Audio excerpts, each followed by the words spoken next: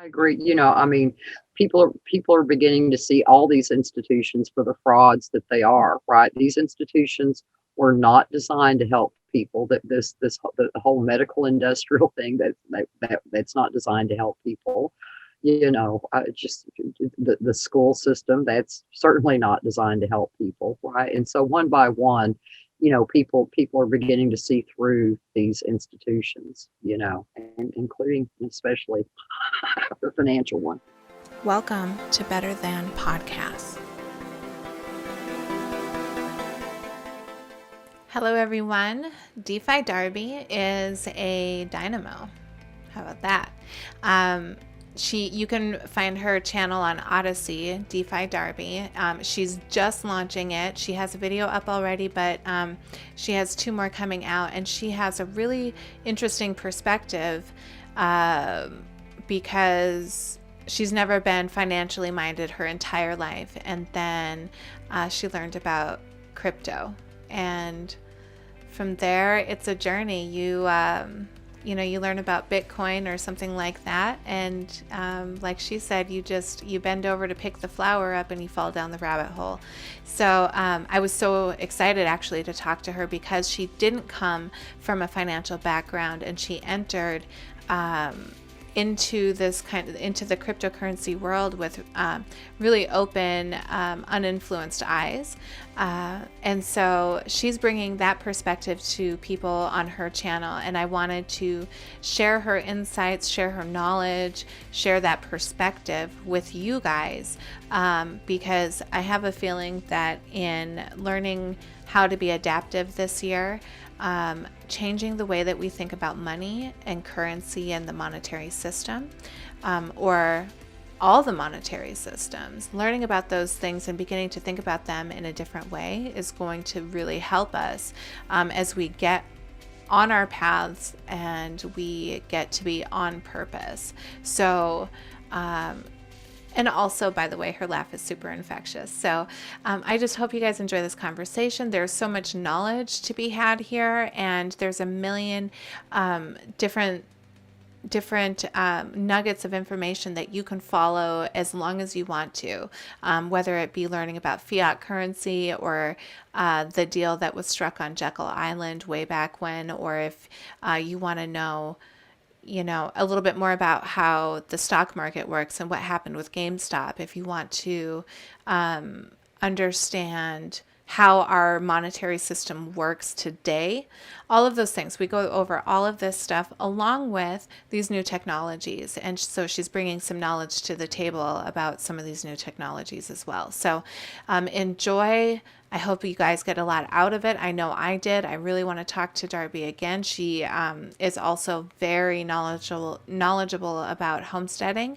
So enjoy, and I'll see you guys soon for the next one. When did cryptocurrency become like public knowledge? Like when did people, like the average person, would you Oh, say, start to yes. really recognize that there was a thing out there called crypto? That is a great place to start. So it actually started in 2009, and it didn't capture public attention until I believe it was 2013.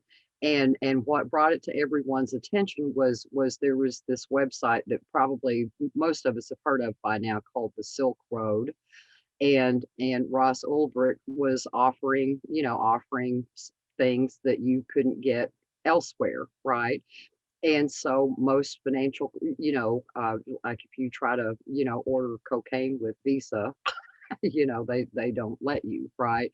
And so I think it was because he had discovered cryptocurrency or Bitcoin, right? So he knew that there could be a payment method that people could use for adult things that they wanted to do. And so when we became aware of it was when the government just literally pretty much just crucified, Ross. He's doing 2 life terms right now. But he's the one that legitimized the use of it as a peer-to-peer method of exchange. So Oh, and so since then, the Silk Road has been taken down, and It's interesting that nobody persecuted Bitcoin to that extent for allowing those types of quote unquote illegal transactions, because Bitcoin has been around ever since then and grown and grown and grown. That's really interesting that they would go after the Silk Road, they would go after the founder of that website, but they wouldn't actually go after the currency used to exchange or to do those transactions. Well, so in order to be able to harass someone or tell someone stop it, right? Kind of the first thing you have to do is you have to have a door to go knock on.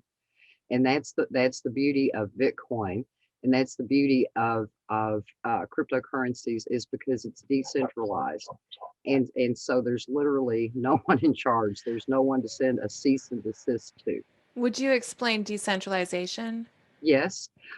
So our current your current bank, right, is plugged into a central bank, right? So anytime you want to make a transaction, since it is centralized, all these third parties, if you want to order something with your Visa, right, then it goes through a centralized system so that those funds can be processed, right?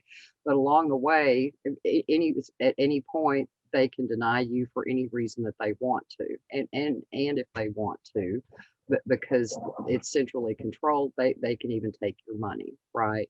And so a decentralized system, the blockchain literally, it's stored on thousands and thousands of computers. Okay, so, and some of them are mining Bitcoin.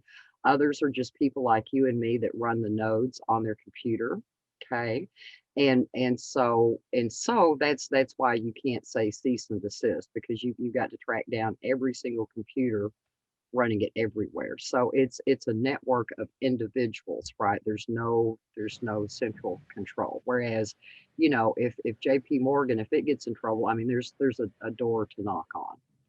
So Right, I hope right. that I hope that cleared it up. And the way that I understand the blockchain is that this is essentially just almost like um,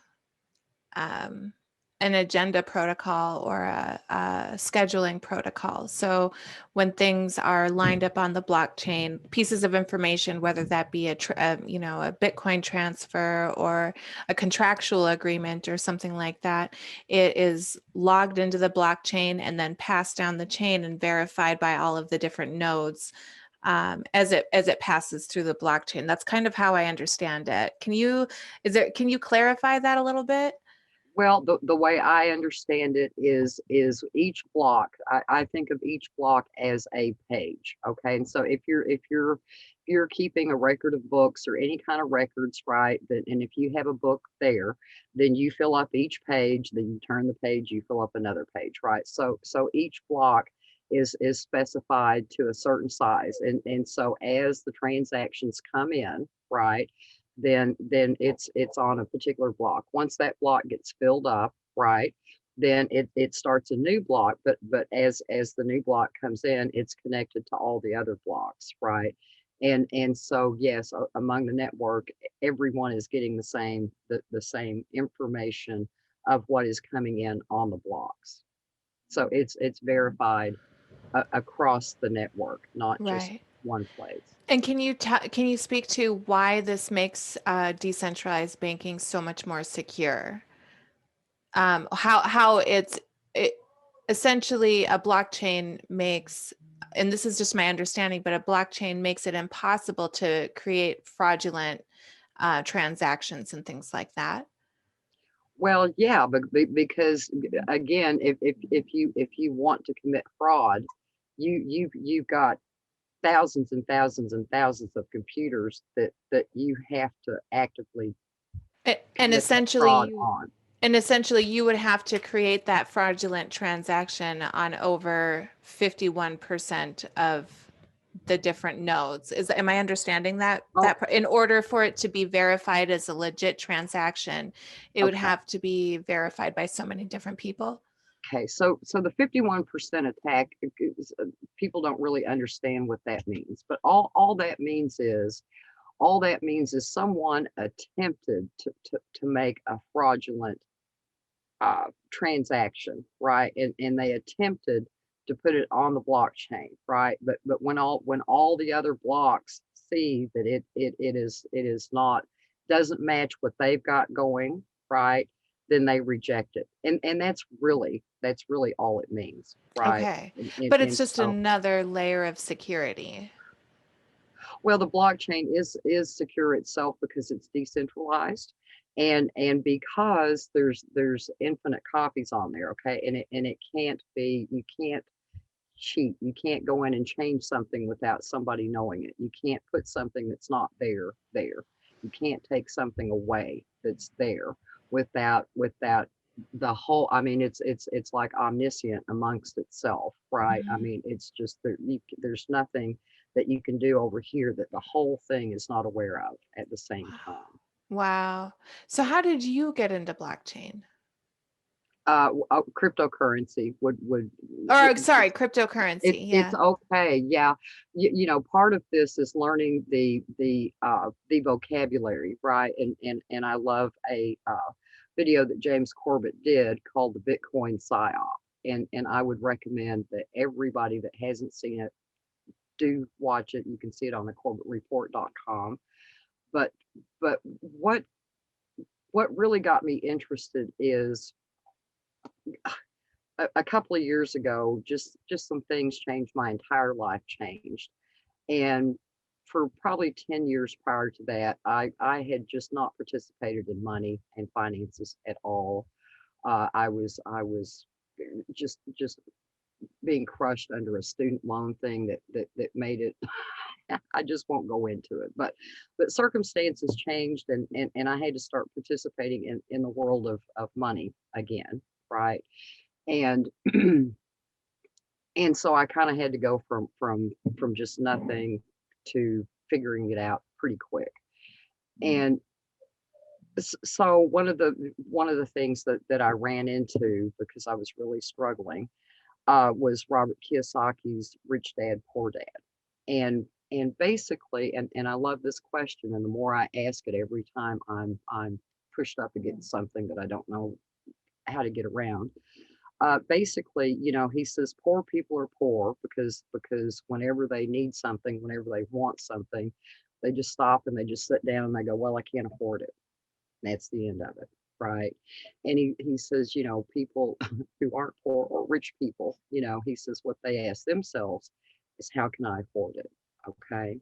And so I spent 6 hours with that audiobook, and I literally was a different person, a completely different person regarding finances. And from that time, every day I've studied finances, I've studied money, I've studied it, right? And so I felt like I had gotten pretty financially literate just on the whole, right? And the more financially literate you get, the more that you see our whole system is based on theft and lies.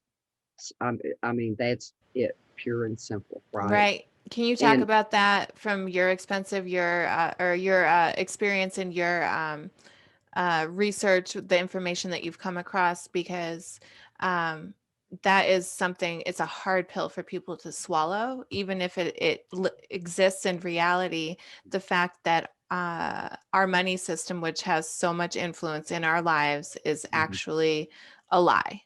mhm, yeah, well, and it absolutely, it's just when people can kind of see, when they can finally see. But basically, here's the money system as simply as I can put it. Okay, you have some people that have appointed themselves to be able to create money out of nothing. It means that they literally pull it out of thin air, right? And they've flown it to you, right?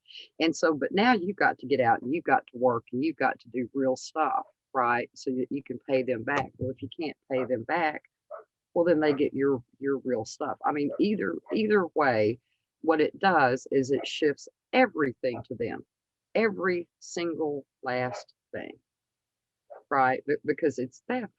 It's theft. So it doesn't stop until there's nothing else to take, unless people realize what the game is, and Right. that's part of, that's part of what I'm working on, is trying to tell the story from my perspective in such a way so that people can begin to see it. But getting back to the question about Bitcoin and cryptocurrency. So, when I'm studying it, because I studied the big names, the big name investors, like Ray Dalio and some of the others, right? I mean, I really looked at these guys, and and so a lot of people were talking about Bitcoin, and I'm just like, well, and I had some experience with it earlier, but didn't know anything. And so I made it my business to understand it as maybe an alternative, because it was developed as a response to the 2008 bailouts, which just absolutely just devastated a lot of people, right? Their answer to that was to give us $300 checks. I Yeah, thought that was so yeah, hilarious. yeah, That was when I started feeling like, oh, we kind of live in a movie. Like, because you can't, I mean, this is the stuff that you would write if you were writing a ridiculous movie. yeah. Well, it is ridiculous, and as soon as people can just see that thing right there, that it's Jesus, sorry, that it is just totally sorry, that it is just totally ridiculous, and then they'll stop participating, right? Because I mean, that's we've just literally, again, if people understood money and if they understood how it worked, we would not be having this, right? So that's what interested me in Bitcoin to begin with, because it was designed to be a peer-to-peer payment method, that you did, permissionless payment method, so that you don't have somebody standing there handing out their money saying, give us our part, you know or no, no, no, you can't do that. I'm sorry, you're an adult, but we've just decided that's no, right? And so I looked into it, and of course people have concerns about privacy, and you know Bitcoin is not particularly private, right? Because the blockchain is open. There are some things that you can do if you're really concerned about it, but the whole thing is, for me, it's not just about being focused on Bitcoin, right? Because the cryptocurrency world, they offer financial tools that can work in the same way of the things that you currently of your current financial tools, right? There are things that can replace cash, where you're just walking around, you want to spend money. There are things that can replace your bank account, right? Where you can keep value, in cryptocurrency rather than the fiat bank, right? And then, Bitcoin it's good for the long haul. People don't spend it anymore. It is highly manipulated, but it seems to be the store of value, right? And for a lot of reasons, if it is what it's meant to be, then it's a really good thing. And if you have any extra money at all, if you can just regularly put, even, I don't know, $20 a month, you know, in it, you're likely to see it grow, right? It's not a bad thing, but I'm not just about Bitcoin. I'm about just being able to navigate in the cryptocurrency world on the whole, right? Because at some point, if they really get ticked off about cryptocurrencies and that kind of thing, the only way you can get into cryptocurrency from fiat are through these exchanges, which they control, right? And so I'm hoping to, have enough people get on, again, even if it's just with $20, $100, or whatever, just so you have an on ramp, right? So that you have your own wallet, so that if they ever just say, nah, we're not, these exchanges, nah, so nobody can get on with fiat anymore. Well, that's fine, because you've already got in, right? You're already operating in that universe. So if you want to expand, you can. That way you cannot be shut out. So That's Yeah, that's pretty awesome. And I mean, just to put a small investment in, like you said, just so that you're on the blockchain, you've got, like you said, you've got a wallet created where if you, yeah, if you can have other resources to contribute to that wallet when fiat's not when it's not allowed anymore, you Hmm. know, Hmm. Yeah. that's really, really smart. It's just hedging your bets, you know, Hmm. which is what rich people do. This is Hmm. how rich people stay rich, is hedging Hmm. their bets, you know. Hmm. Hmm. Um, so there are a lot of different types of cryptocurrencies. What are some of the differences between, like, say, Bitcoin and Ethereum? Or can you talk about that a little bit? Because Hmm. it's really intimidating when you get interested in it and then you start looking into it and you realize, oh, this isn't just one thing. This Hmm. is, I mean, Yeah. people It's have a been universe. building this for over a decade now. Yeah. Yeah. It is. I mean, it's literally, for me, it's like falling into a rabbit hole. I mean, I compare it to looking at a field and you see like a dandelion. You see one single dandelion, and to me that's Bitcoin. And you go over there and you look at it and you just start scratching around a little bit, and all of a sudden you fall through into just an entirely new universe. It's just, yeah. So yeah, I'll talk about the different types of coins from my perspective. So there, Ethereum would be, it's businesses and people are trying to put their transactions and their projects and that kind of thing, onto the blockchain. And I am not a technical person at all, but Ethereum is designed to kind of be the infrastructure for a lot of those projects, right?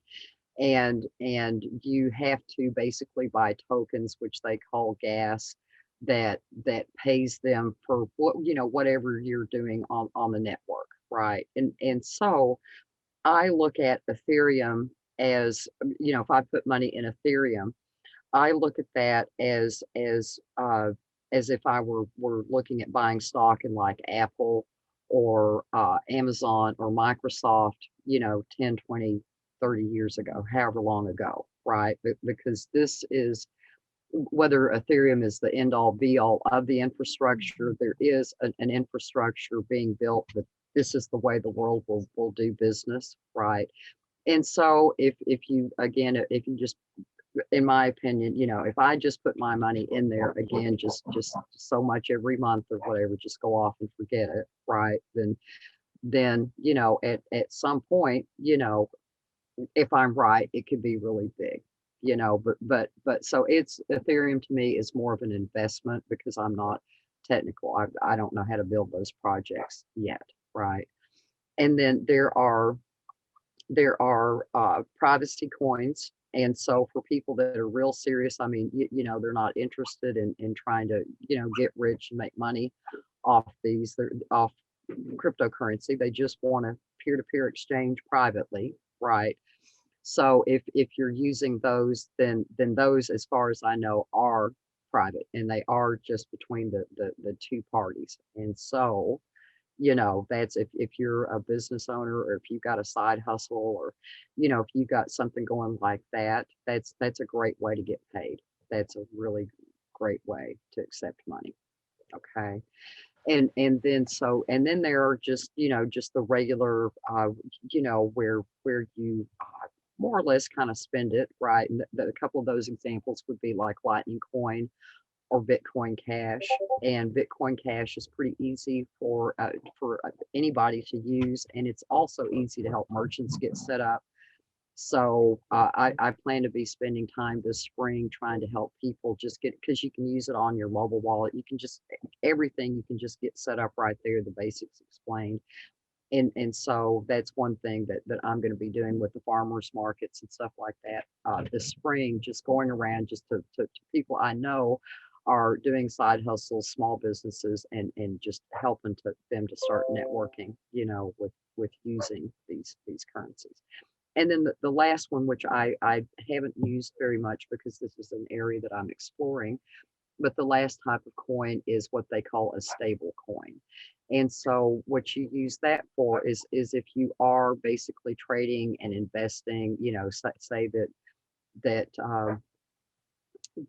say that you've got money in Bitcoin, you want to take that for some crazy reason and put it into Ethereum, right? And so, but say the prices the prices are uh, you're waiting for Ethereum to go up a little bit, but you want to take your money out of Bitcoin, right? So what you do is you put it in a stable coin to just hold it there, right? Because the stable coins are not volatile. They basically pretty much just stay at a 1-to-1 ratio with the US dollar, right? And so then whenever your stock, it gets to the price that you want it to, then you just buy it with the stable coin. So Like a purgatory for your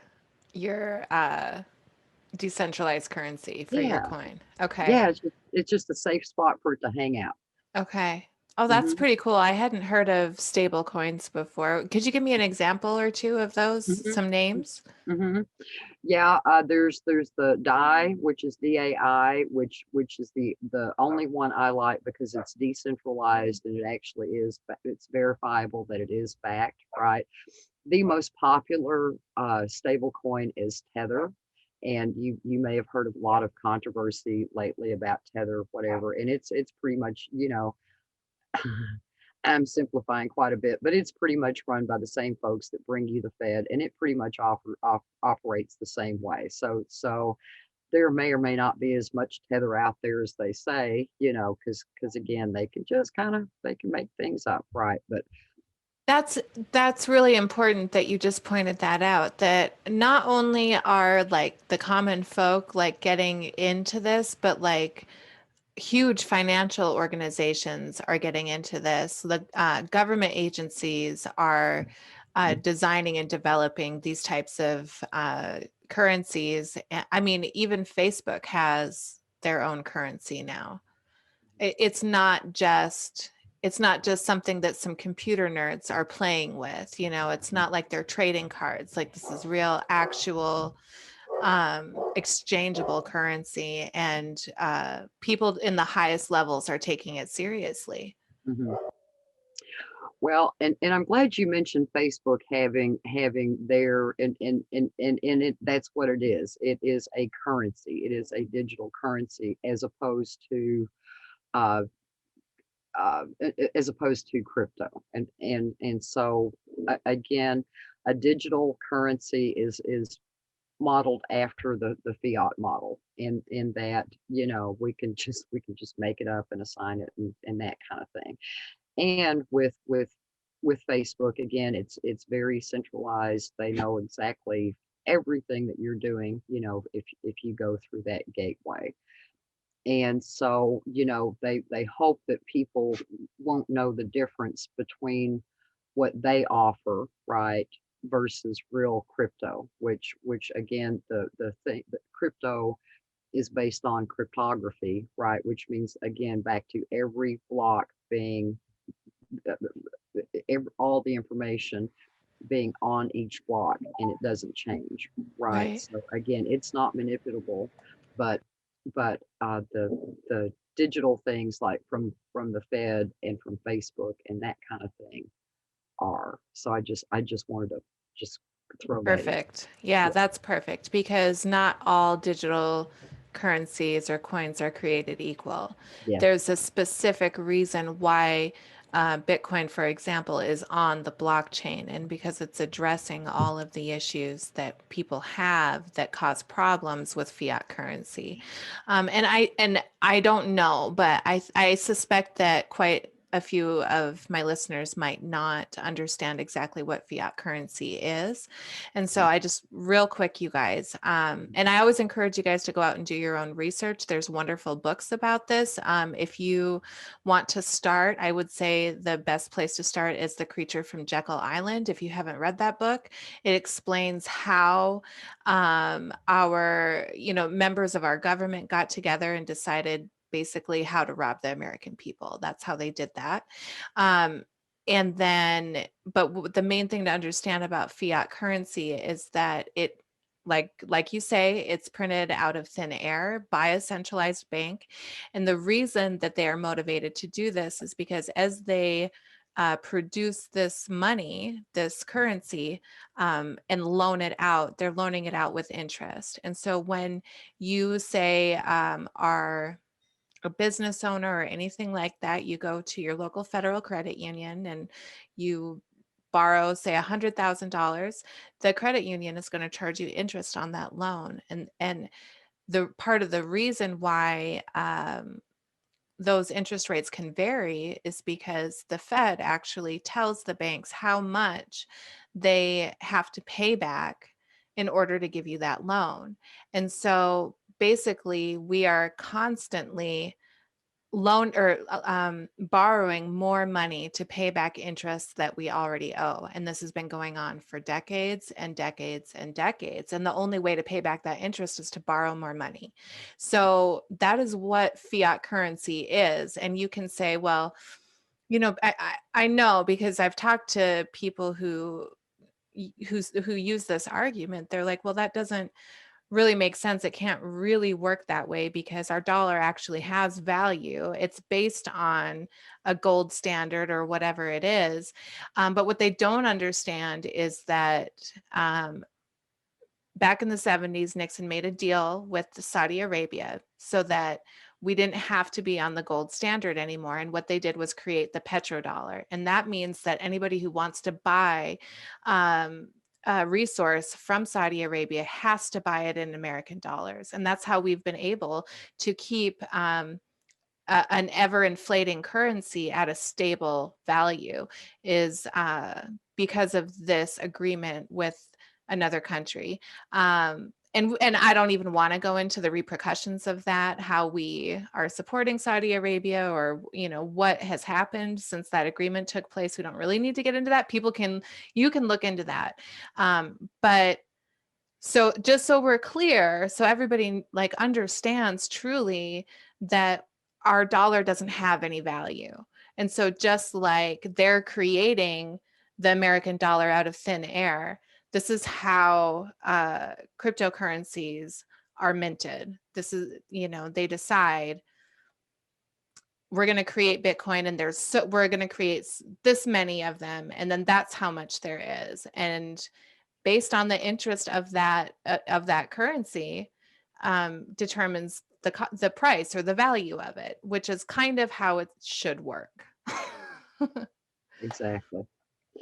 Well, and let's just go back to what money is, right? Because really, money is an idea.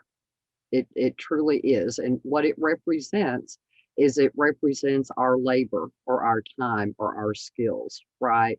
Or some product that we've made, right?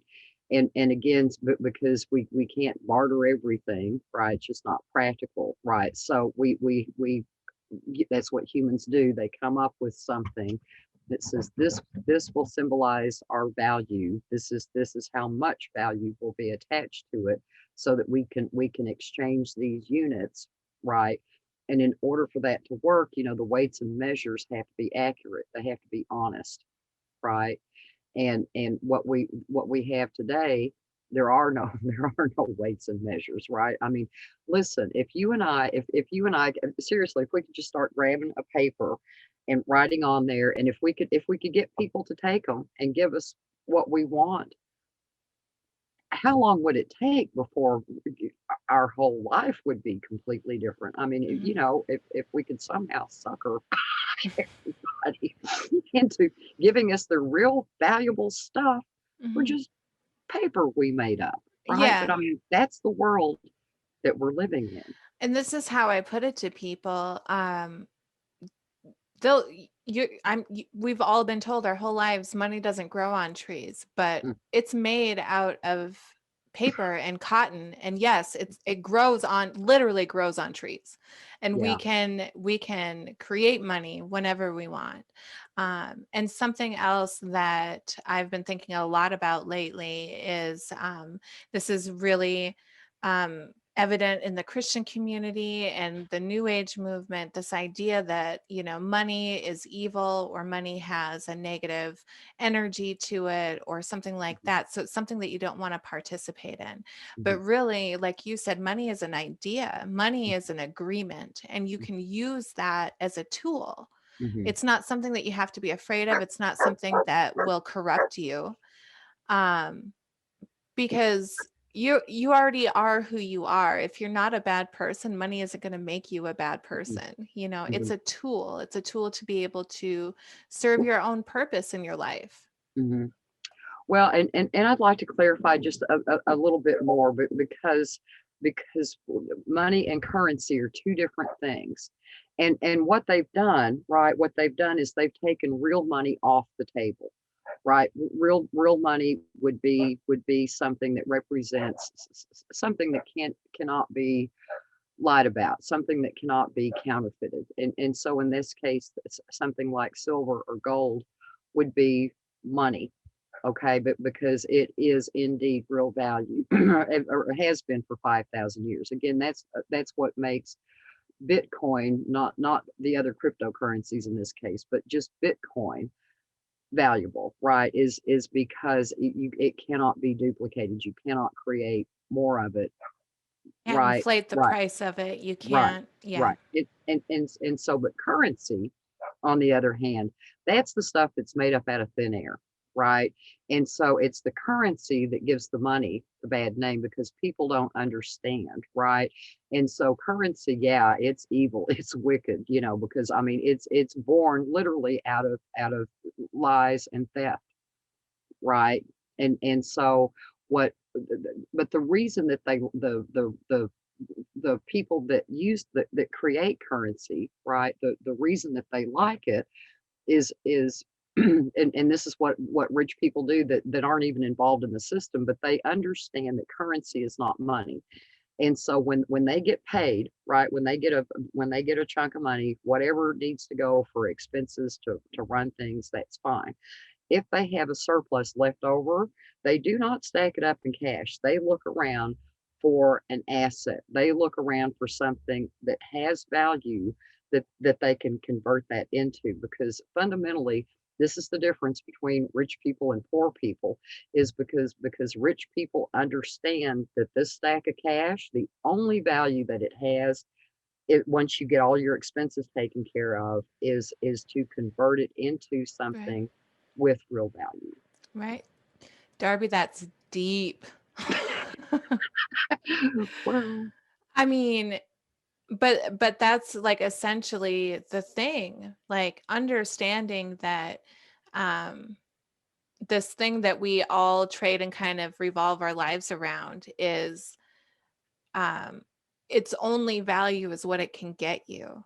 That's the only value that it mhm, has. You can't um it's not going to feed you, it's not going to put a roof over your head, it's not going to do any of those things unless you take it and you exchange it for one of those things. That's the only value that it has. mhm, And I think again, going back to rich people and poor people and the different mentality, mhm, poor people think that I just need to save up my money and I need to save up my money. And it never happens because eventually your car breaks down or you need a new tire on that car or you have taxes due or something like that, and that money goes right out the door, and it mhm, had been sitting there saving in savings, doing nothing for you the entire mhm, time. When if you had taken that investment in yourself and you had used it to gain something of value, whether it be whatever it is, whatever mhm, it is, whatever would bring value into your life. And I don't mean like buying a boat, although you mhm, could do that with, mhm, clearly you could do that with money, but actually investing it back into yourself to mhm, bring more reward to yourself. That's how people get rich and that's how they stay rich. mhm, And so, yeah, like I said, that's deep, Darby. Like people really, um, we're never taught this, especially if you don't come from a family that has money and your mhm, parents don't understand exactly what money is and how to use it. mhm, Um, it's it. it's a huge mindset that people are just born into, and they're never taught a different way of thinking. That's right. Well, and on top of that, what people spend their money on, and this is really important too, right? Because everything that you spend your money on is either an asset or a liability. And what do I mean by that? So if you basically, when you buy a car, it's a liability, right? And all that means is you've got maintenance upkeep on it, you've got insurance, you've got to put gas in it, right? So it costs you money, therefore it's Money. a liability, right? Yeah. And an asset is anything that makes you money. For example, I breed dogs, right? And I do some other stuff. And so yeah, it cost me a little bit of money to get into it, but I get a nice income from that, right? So, and that's again, that's one of those questions that if people begin to ask themselves whenever that money's all hot in their pocket and they think they want something, right? You can just go, okay, well, is this going to end up costing me more money? Like gaming. Oh, who doesn't love gaming, right? And games and all that stuff. But it's a money pit, right? And so, I mean, if you're looking at something and you're going to spend money on it, you just think, is there a way that I can, make some money off this, doing this thing. So mm, Wow. So where are you in your crypto journey? What, I mean, how are you applying this to your own life, your own finances, that type of stuff? okay. That's a great question. So my surpluses, I do have a little bit in Bitcoin and a little bit in Ethereum. I've been able to spend it with other people in the freedom community for consulting services. I paid them to teach me some things, and actually I had a couple of crypto consultations to help me understand some things a little bit better. And then, like I say, I'm currently working on my own channel. It's Defi Darby over on Odyssey, where I talk about these very things, cryptocurrency and finances and that kind of thing. And then, as I mentioned earlier, I just want to get as many people. I just want them to just get the door open and get something in, right? and and if they want to do more than that, but honestly, I mean, Bitcoin is fabulous, Ethereum is fabulous, but the whole point of cryptocurrency is not to get rich. The whole point of cryptocurrency is to use honest money, right? That has real value, and just to let that other way just go. And so for me, I'm kind of, that's kind of my mission, right? Is to just make as many people aware of of what's been done to our currency, right?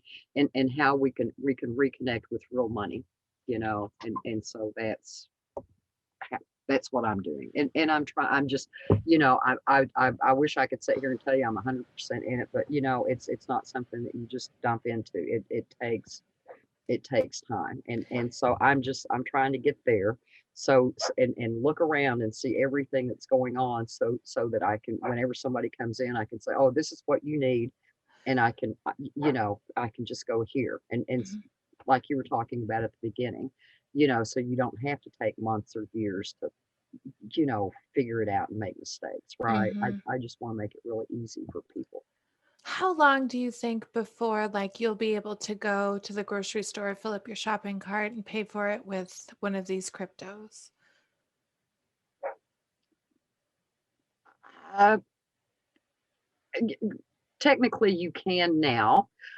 Technically, you can turn your money in. You can take your fiat and you can put it into an account, and they will tell you that it's the bank's cryptocurrency. They'll call it whatever they want to, right? And you take that Visa or whatever, and you can go and buy groceries. But all you've done is you've just played a little tricky game that you say is involving cryptocurrency, but it's just a more extra steps in the same thing, right? So to me, I don't think you'll ever be able to go to the grocery store and do that because those people are part of the monopolies. Those people, those are part of the old systems, right? Now, if you were to ask me how soon can people go to into a locally owned business or a farmer's market or whatever, I'd say that could explode, by the end of the year. It just So, takes people getting into it and to start accepting it as payment. and once they realize, I mean, if they can see the difference between, I mean, if they can see that basically somebody is handing you a piece of paper that is basically it's designed to steal from you, right? That's that money, that stuff, that that dollar is meant to steal stuff from you. It's meant to enrich the people that made it. Whereas, silver, gold, cryptocurrencies or whatever, those again, they cannot be counterfeited, right? Again, they're honest. And so for me, it once people can see that difference, then whatever store of value makes sense to them, I'm all for. I just want people. My thing is, I just want people to quit. I just want them to I just want them to just starve that team out, right? Hmm. And so whatever else we come up with is Right. great. And that's where I'm at. I feel like, so many people feel a call to push against the system or fight against the system. And I feel like that's not what is Mhm, needed. It's just non mhm, participation. You mhm, find something that works better for you, and then you mhm, participate with that. mhm, And what is interesting to me, I think twice now you brought up this is an honest currency. It's having exchanges in your life and your business that are honest, that aren't taking advantage of everyone. How did you I'm just really interested in the thought process. Like, how did you um, come around to recognizing that that was something that you actively wanted to pursue was honest exchanges? mhm. So far, it appears it chose me, right? Because I had other plans, and I was actively trying to do something else. I had another side hustle that I was trying to get going. But meanwhile, all I could think about were financial things and trying to understand, how this financial world was working, and then it led me to the Bitcoin and the cryptocurrency, and it's something that fascinates me. I literally, I know this just sounds insane, but I spend time every day studying this stuff, and it's just fascinating to me, and I just feel like people need to know this. I mean, just like, oh my God, people need to know this, right? And and so that's I mean, once you understand what the American dollar is, it kind of, I don't want to say it leaves like a stink on you. But once you understand what it is, you can't ignore it. You can't pretend like you didn't know, and mhm, for me, every dollar that I get, I'm like, okay. It's like I used to get excited, like let's say I did a wedding, mhm, and I'm leaving the wedding with a big chunk of cash for me, mhm, mhm, mhm, and I would be so happy and so proud of myself and so excited. Um, and then I began to actually understand what money was, mhm, and I thought about, and also at the same time, I began to understand what human value is, what mhm, human potential is. mhm, And I would look at this, what I used to consider a big chunk of money, and I would look at it as wasted time, like the argument that we should have a $15 an hour minimum wage in the country. To me, how I interpret that is politicians are telling me my time is only worth $15 an hour. And what I say to that is, fuck you. You know what I'm saying? So once I began to understand what my not only my potential earning power, Hmm. but my potential, like my human potential, what I'm actually capable of. Hmm. Um, all I see in the money system is devaluement of human life and human potential. And so when I came around to that way of thinking, I suddenly began to see money as the way that rich people do is it's just a tool. It's not a evaluation of my performance. It's not a value of my life. It's not any of those things. It's just a tool. And since then, boy, I'm working a lot less hard for the money I'm making, let me tell you. Hmm. It's been a game changer. Hmm. Yeah, well, you're exactly right. And again, I mean, people have misunderstood the difference between currency and money, right? And the truth is that money is the ocean that we all live in, right? Because we all experience life according to what our relationship with money is, right? So if we don't have it, then we struggle and we suffer and we do without, right? And if we do have it, then we're free to move about. We're free to get the stuff that we need and that we want. We're free to help other people, right? So I mean, but money is the one thing that every with very few exceptions that every single one of us on the planet has to deal with. That's the social ocean, in my opinion, that we all exist in. Need to get better because I always just refer to it as money, but I like how you refer to it as fiat because crypto is money. Or, Mhm, that's money. mhm, It has value. mhm. But what the American dollar is not that. It's Right, it's fiat currency. And like you said, it's currency that is right. the issue. So I Yeah. really need to actually change my language when talking about money Mhm, because I mean, I don't know how esoteric you want to go, but our language is the spelling language. Our words that we use actually shape our reality. And so if I can attach a different energetic frequency to the word money, I should yeah, probably do that. yeah, yeah, yeah. Because money's awesome. Currency sucks. Fiat sucks, right? I mean, they're tools of enslavement and theft, right? But money, on the other hand, is how that's real wealth, right? It's a really beautiful agreement is what Hmm. it is. Hmm. And it honors human value. Yeah. Yeah.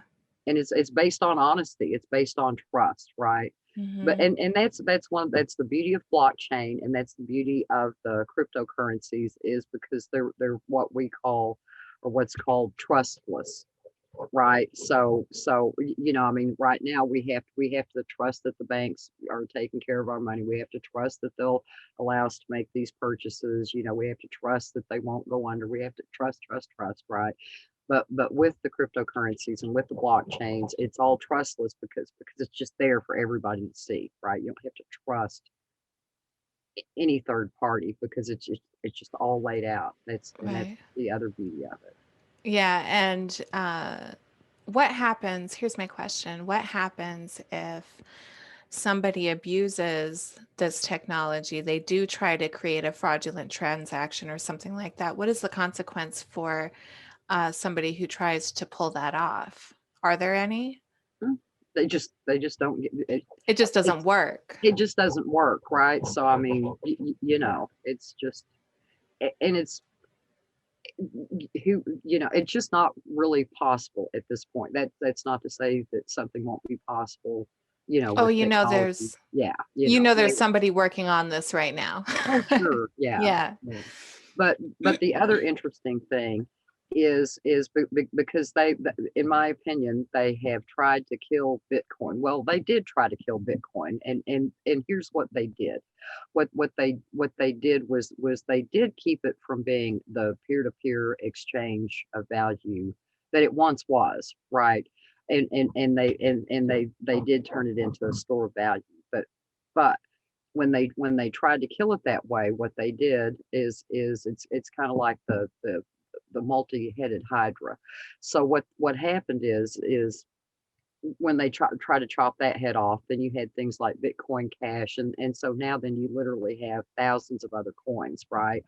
And you've got you've heard of the millennials, the Wall Street bets guys, right? So you've got these people that are very technologically fluent, right?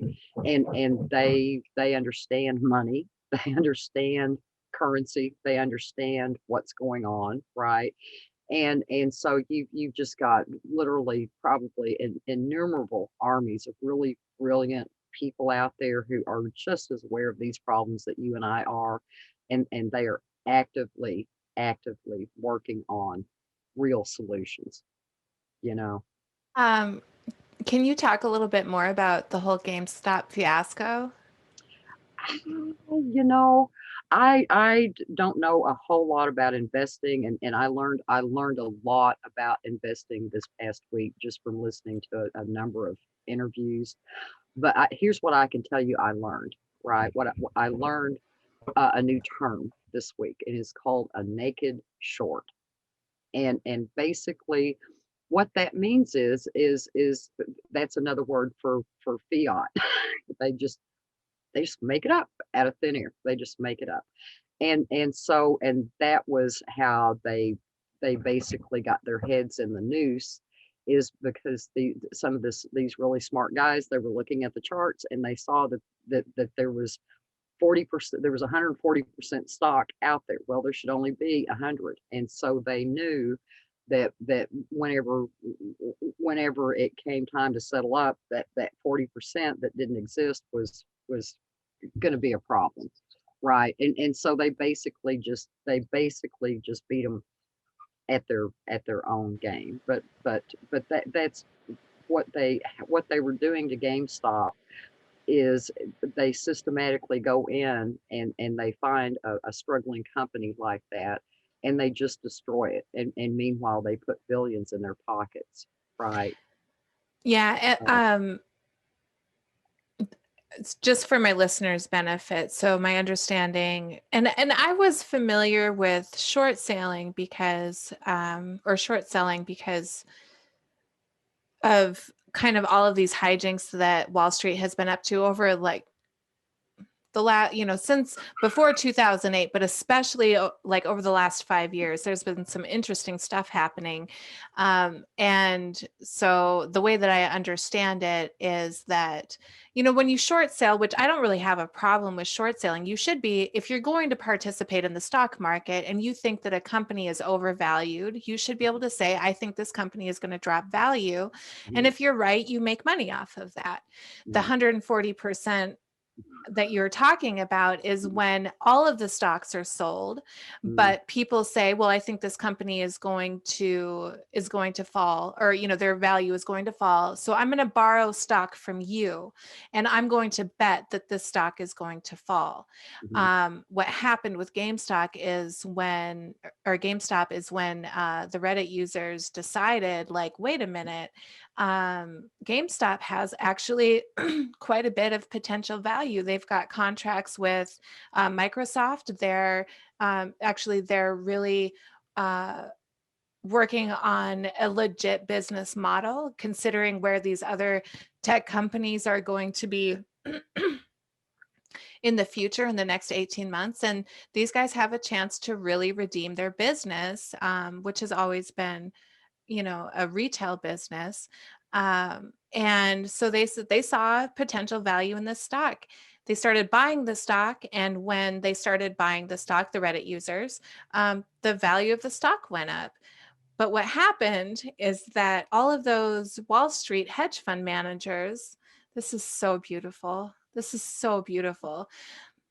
When the stock went up, they lost money because they bet that the stock was going to go down. But not only did they lose money on that, they actually have to buy back the stock that they borrowed in the first place. They have to make that other stockholder whole.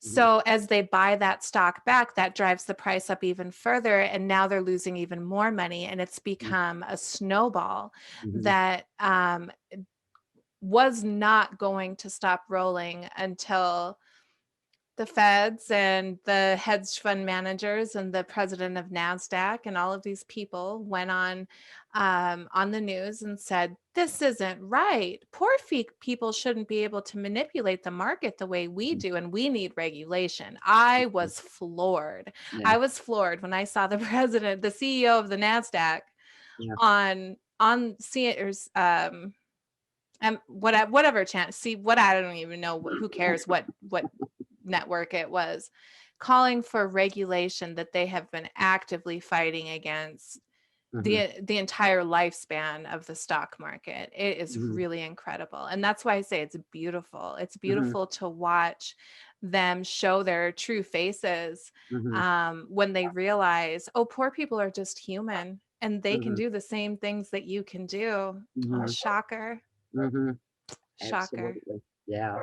Well, and most of the interviews I looked at, most of the commentators just they pretty much had just broad grins while they were talking about it. You know? Crystal Ball on Rising actually was giggling. She was giggling with pure delight at the Yeah. fact that these hedge fund managers are crying. They're Yeah. crying. Yeah. It's really beautiful. But the most beautiful thing about it is that this was an opportunity for Americans to realize hedge fund managers don't know anything that, or they don't do anything that you can't do. Like, they're not Mhm. super genius financial people. It's Mhm. just that they understand money and they understand how the stock market works. And Mhm. if you do that too, and you get together with some of your friends, guess what? You could make billions of dollars, Mhm. Mhm. billions. It's Yeah. amazing. And what an empowering people, or an empowering feeling for people to have that realization. Mhm. It's so exciting to me. And I Yeah. and I think that we're not going to see the repercussions of that until we start seeing, more Reddit-like co-ops of people who are getting together and deciding where they want to bet their money. Low brow hedge funds. Mhm. Yeah. Well, I mean, it was wonderful to see people come together in such an effective way, and in my mind, it's I have in my mind it was the same as them storming the castle with pitchforks and torches, except in this case it was charts and mice, right?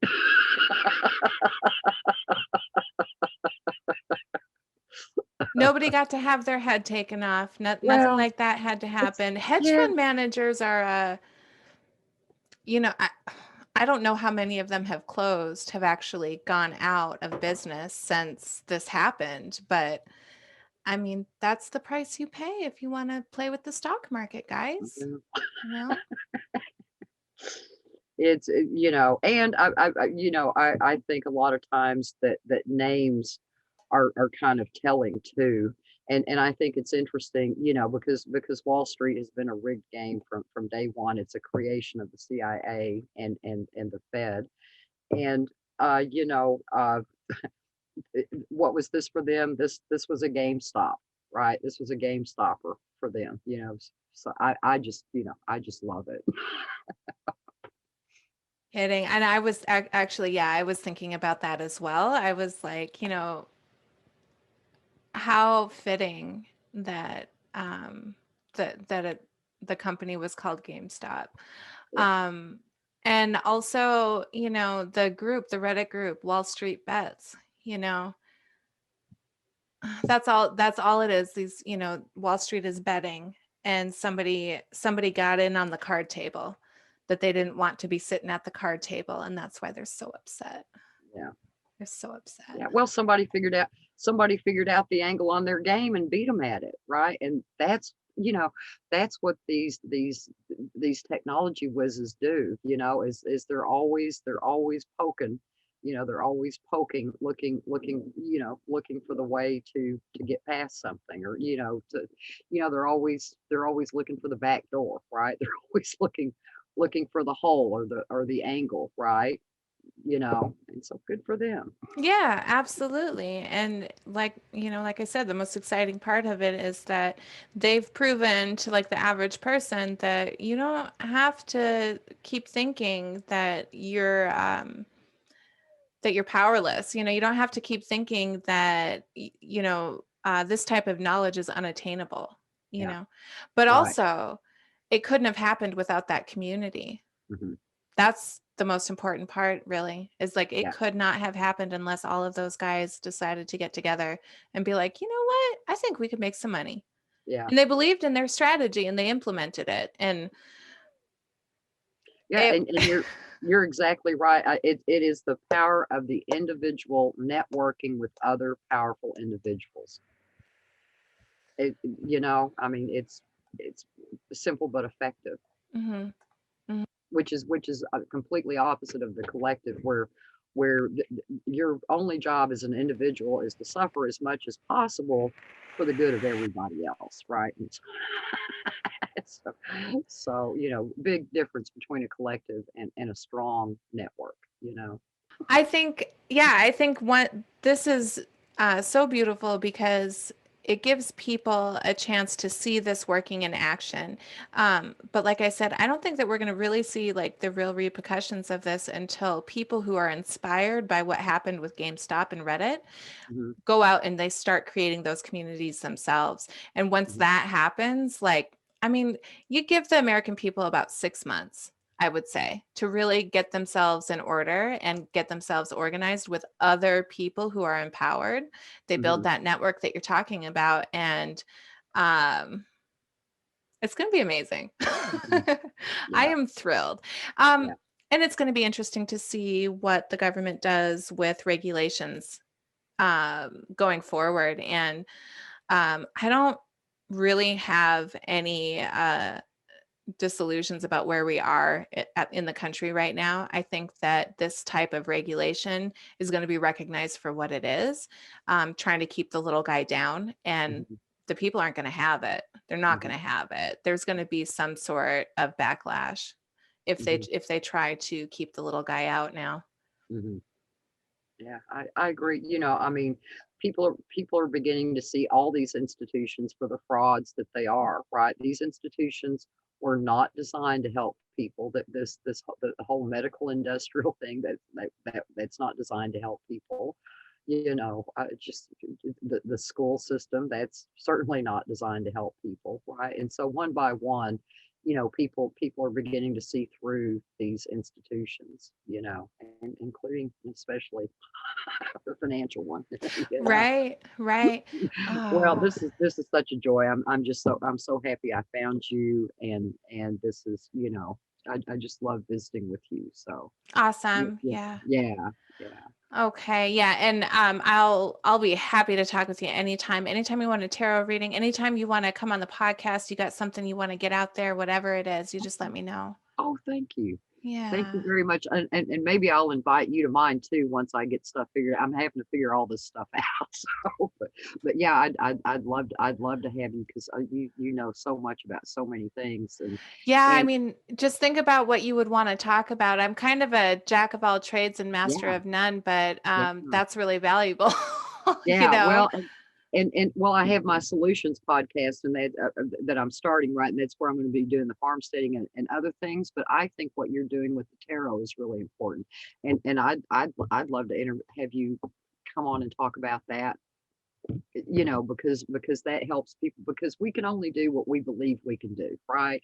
And so, I mean, the hardest part of getting anything done is getting your head right, right? Right. And, and, Yeah. and I, to me, don't you think that tarot is really good for that? That's exactly what I use it for, is getting Yeah, my head right. yeah, When I give myself readings, I don't even ask the cards a question. I demand, tell me what I need to know. right, That's what I demand from the right, cards. And they don't fail you. They yeah, don't, you yeah, know. yeah. Yeah, so for sure, I would love to. I love tarot. I love psychology. I love inner work and all of that stuff. So Mhm. absolutely. Well, I think that's part of the solution, right? Hmm. And I think that people that used to kind of poo-poo this thing, I think they're going to find that they're going to do much better if they open themselves to more things like this, right? There's a whole lot of shortcuts and a Hmm. lot of really rich wisdom behind Yeah. what you do. Well, and not just tarot, like maybe tarot isn't for you, but there's other things out there that are going to be helpful. And if you can just be open-minded about one modality, that might bring in the thing that's right for you. Yeah, absolutely, Yeah. absolutely. Awesome. Okay, we're going to talk again really soon. Okay, that sounds good, honey. Well, thank you so very much. I've really enjoyed it, and yeah, let me know when you get this ready. I really look forward to it. Thank you again. Yes, I you're so really welcome. enjoyed this. Oh, me too. Me too. Yeah, and thank you so much. Thank you. Yeah. This is just so much value for my listeners. I can't even believe it. They're going Oh, to they're going to eat it up, I know. So, well, yeah. thank you. Thank you very much.